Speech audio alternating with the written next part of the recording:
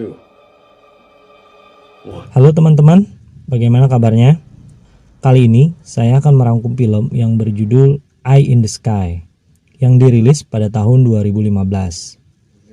Film yang menceritakan sebuah target operasi penyerangan terhadap sekelompok teroris dengan menggunakan peralatan dan senjata super canggih, namun terhalang dengan sisi kemanusiaan karena adanya seorang anak kecil yang berada di lokasi teroris tersebut.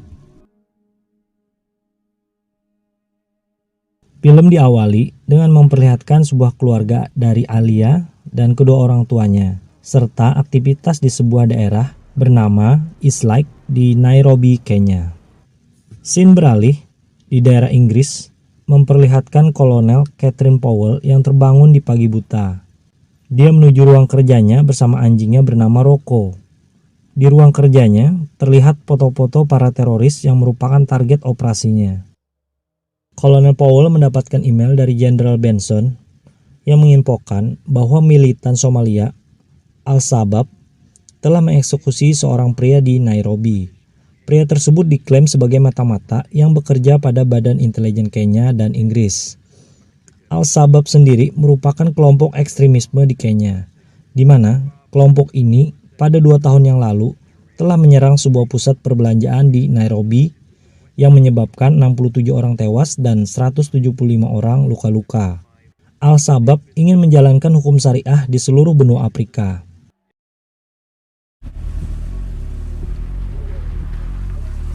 Terlihat Kolonel Powell memasuki ruangan khusus di mana Sersan Sadik menyampaikan bahwa dokumen operasi yang diberi nama Operasi Igret telah siap.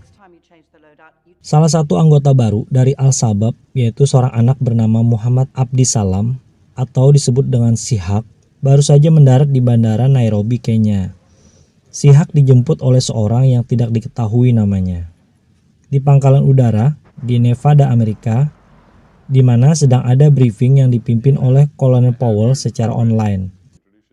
Kolonel Powell memerintahkan Letnan Steve Watt yang seorang pilot, Kerry Gerson dan Matt Lavery untuk menjalankan operasi yang diberi nama Operasi Igret, di mana mereka akan terbang pada operasi bersama di atas Somalia, Kenya, Nairobi.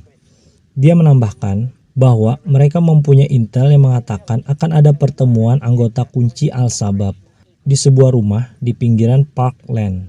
Rumah tersebut milik seorang pria bernama Syahid Ahmed yang merupakan seorang fasilitator Al-Shabaab.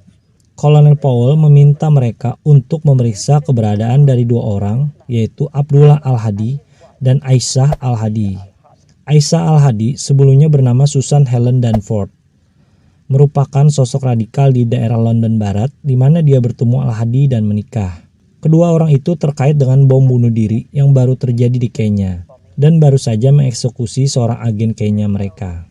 Kedua orang ini termasuk dalam daftar orang-orang dengan nomor urut 4 dan 5 paling dicari di Afrika Timur dan telah dilacak selama 6 tahun.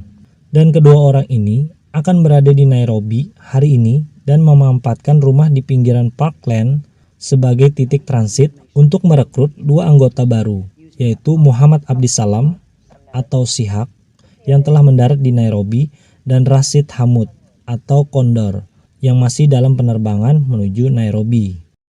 Kolonel Powell mengatakan bahwa tugas mereka adalah menjadi mata di langit untuk melihat aktivitas kelompok ini, dan dia menegaskan bahwa ini merupakan operasi penangkapan, bukan operasi pembunuhan. Go brief.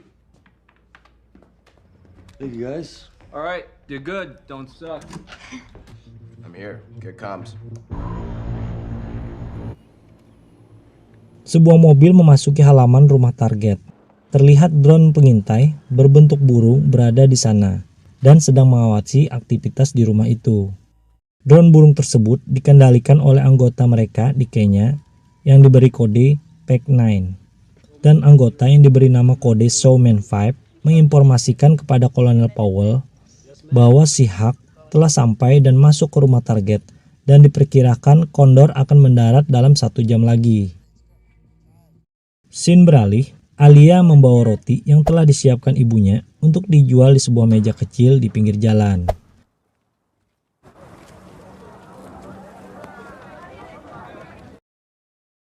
Jenderal Benson membuka dan memimpin sebuah briefing yang diberi nama Cobra bersama Menteri, Jaksa Agung, dan staf ahli untuk membicarakan dan menyaksikan penangkapan Aisha Al-Hadi atau Danforth.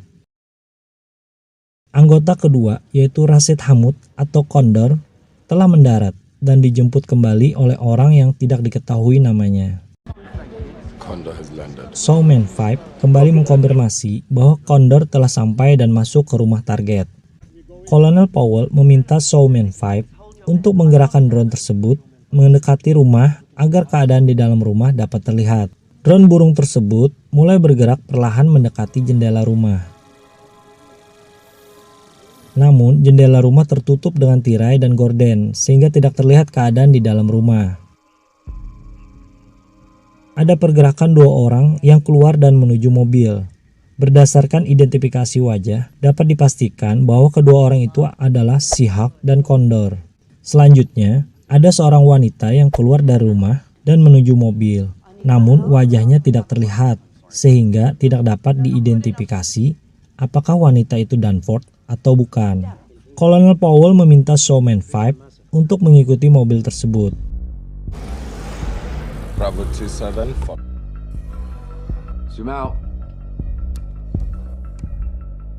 Not 20, Showman 50. Showman menginformasikan bahwa mobil tersebut menuju East Lake, di mana di daerah tersebut mereka tidak dapat melakukan serangan darat, dikarenakan di daerah itu masuk dalam kontrol Al-Shabaab.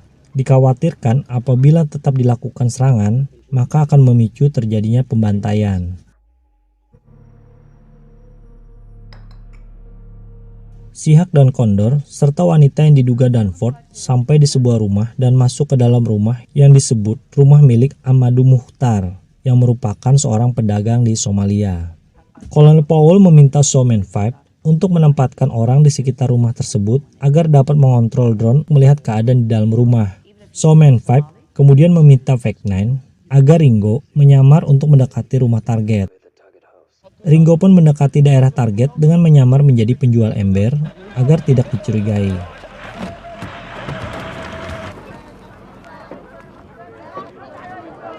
Saat sudah di titik yang dirasa aman, Ringo menerbangkan drone pengintai yang berbentuk kumbang. Drone kumbang tersebut terbang secara perlahan memasuki rumah target dan hinggap di kuda-kuda atap rumah.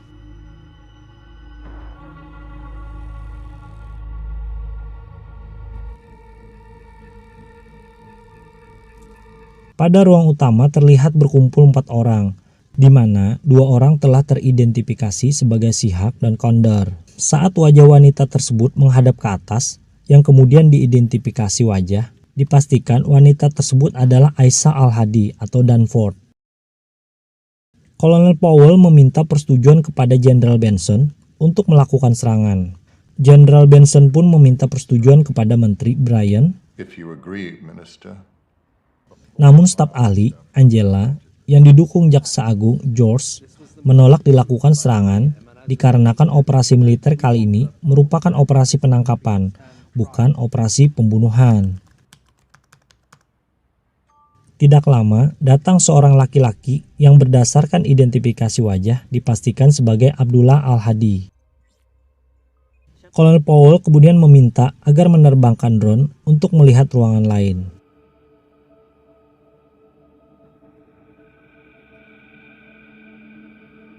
Terlihat seorang laki-laki yang diduga bernama Osman Abadi sedang mempersiapkan rompi bunuh diri dan sejumlah peledak. Osman Abadi merupakan pemasok bahan peledak dalam pemboman Lamu. Kolonel Powell meminta masukan dari Harold. Harold mengatakan karena ini merupakan operasi penangkapan sehingga hanya boleh melakukan serangan dengan persentase kerusakan rendah. Namun dikarenakan di dalam rumah target terdapat sejumlah peledak sehingga akan berpotensi menyebabkan serangan menjadi persentase kerusakan tinggi. Harold juga mengatakan untuk melakukan serangan tersebut harus mendapatkan persetujuan dari Jaksa Agung. Kolonel Powell kembali meminta Jenderal Benson untuk memintakan persetujuan dari Jaksa Agung dengan pertimbangan adanya sejumlah peledak di dalam rumah tersebut yang dapat menjadi sebuah ancaman serius bagi penduduk sipil.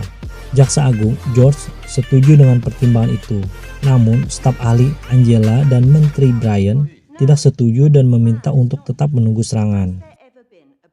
Kolonel Powell tetap berkeras dan meminta Steve dan Carey mempersiapkan prosedur untuk serangan rudal ke rumah target.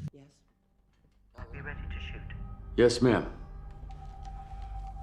Abdullah Al-Hadi, Danforth, serta yang lainnya meninggalkan ruangan utama dan menuju kamar tempat sejumlah peledak berada. Osman mulai memakaikan rompi yang kemudian diselipkan beberapa peledak pada Seahawk dan Condor. Melihat itu, Kolonel Powell meminta persetujuan segera kepada Jenderal Benson karena dikhawatirkan mereka akan segera keluar dari rumah target. We need a decision, Minister. Jenderal Benson kemudian menelpon Menteri Luar Negeri untuk meminta izin melakukan serangan. Namun, Menteri Luar Negeri mengatakan bahwa dia tidak dapat menyetujui serangan rudal kepada warga Amerika tanpa persetujuan dari Sekretaris Negara Amerika. Sekretaris Negara Amerika mengatakan bahwa apabila seorang telah bergabung dengan Al-Shabaab, berarti dia telah menjadi musuh Amerika, sehingga keluarga negaraannya tidak dapat melindunginya.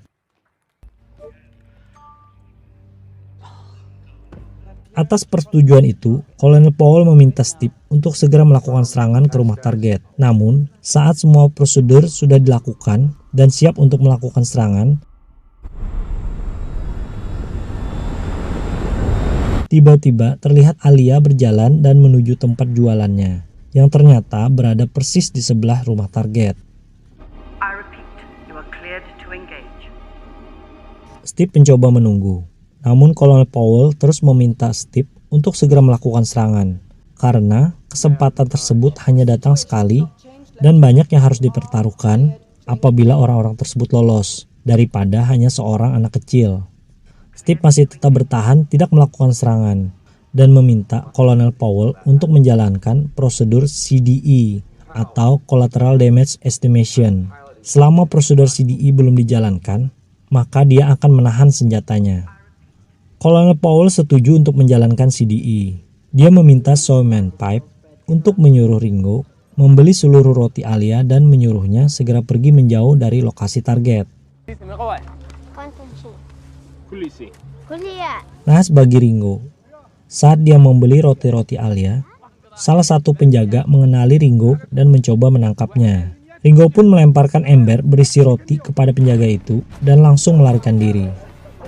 Ringo menyelinap ke halaman salah satu rumah dan bersembunyi di bawah mobil tua. Saat kamera drone dialihkan, terlihat Alia mengambil kembali roti-roti yang berserakan di tanah untuk dijual kembali. Hal ini menyebabkan serangan masih belum dapat dilakukan. Kesabaran Kolonel Powell sudah mulai habis. Dia menanyakan kembali kepada Harold terkait hukum melakukan penyerangan yang berdampak kepada cedera Alia serta meminta keputusannya. Harold mengatakan bahwa hukum di sini untuk melindungi Kolonel Powell dan targetnya. Namun, untuk hukum yang melindungi Kolonel Powell dan Alia tetap merujuk kepada keputusan Jaksa Agung.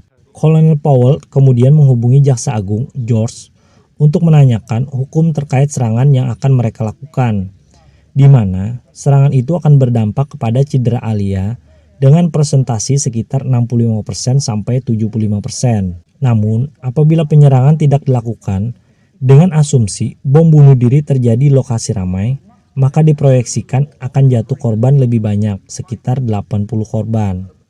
Dengan diketahuinya dari awal bahwa Alia akan terluka cukup parah, maka Jaksa Agung George tidak setuju dan meminta menunggu kondisi yang aman untuk melakukan serangan. Staf ahli Angela setuju dengan keputusan Jaksa Agung George. Dia juga menjelaskan kepada Menteri Luar Negeri bahwa dia lebih suka menunjuk Al-Shabaab sebagai pembunuh 80 orang di pusat perbelanjaan daripada harus membela serangan drone oleh pasukannya yang membunuh seorang anak yang tidak bersalah. Mendengar hal itu, Menteri Luar Negeri tidak dapat membuat keputusan dan menyuruh mereka untuk meminta persetujuan dari Perdana Menteri. Dari Perdana Menteri menyarankan penyerangan dapat dilakukan dengan korban seminimal mungkin.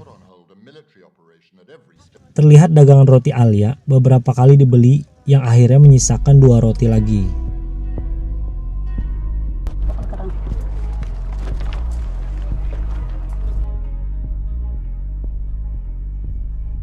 Di satu sisi, Amadou Mukhtar sudah selesai memasangkan peledak dan mulai merekam salah satu anggota baru tersebut. Namun, tiba-tiba baterai drone tersebut habis, sehingga tidak terlihat lagi aktivitas di dalam rumah target. Kolonel Powell meminta Sersan Sadik untuk menghitung ulang persentase cedera yang dialami Alia jika titik serangan dirubah menjauh. Kolonel Powell meminta cedera yang dialami Alia harus di bawah 50%. Setelah didapatkan titik serangan dengan persentase cedera sekitar 45%, Kolonel Powell menghubungi Jenderal Benson untuk menjelaskan dan meminta persetujuan untuk melakukan serangan. Dengan berat hati, Menteri Bryan menyetujui. Kolonel Powell pun meminta Steve untuk segera mengeksekusi. Engage now. Am I clear? Ringo meminta anak kecil bernama Ali yang berada di dekatnya untuk membeli seluruh roti Alia dengan imbalan uang. Saat Steve dan Carrie sudah selesai menjalankan prosedur serangan dan menembakkan senjatanya, di mana rudal akan sampai 50 detik ke titik target. Tiba-tiba Ali datang untuk membeli roti Alia dan kemudian pergi. Saat Alia mulai menjauh dari tempat itu, rudal sampai dan meledakkan rumah target berkeping-keping.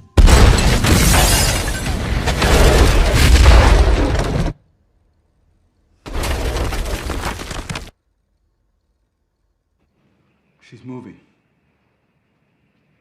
Saat identifikasi korban, dipastikan Condor dan Abdullah Al-Hadi tewas.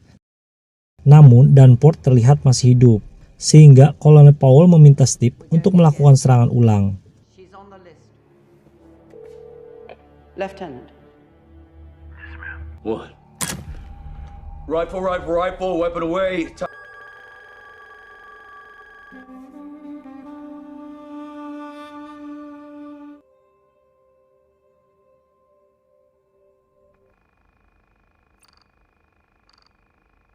Yang akhirnya dipastikan Danforth tewas. Alia yang masih bernapas dibawa oleh ayah dan ibunya ke rumah sakit dengan menumpang di mobil penjaga di sana. Dokter menyatakan bahwa Alia tidak dapat lagi diselamatkan. Target operasi pun selesai, namun bukan dengan kebahagiaan, melainkan dengan kesedihan yang mendalam. Dan cerita pun berakhir. Oke, sampai di sini dulu untuk episode kali ini.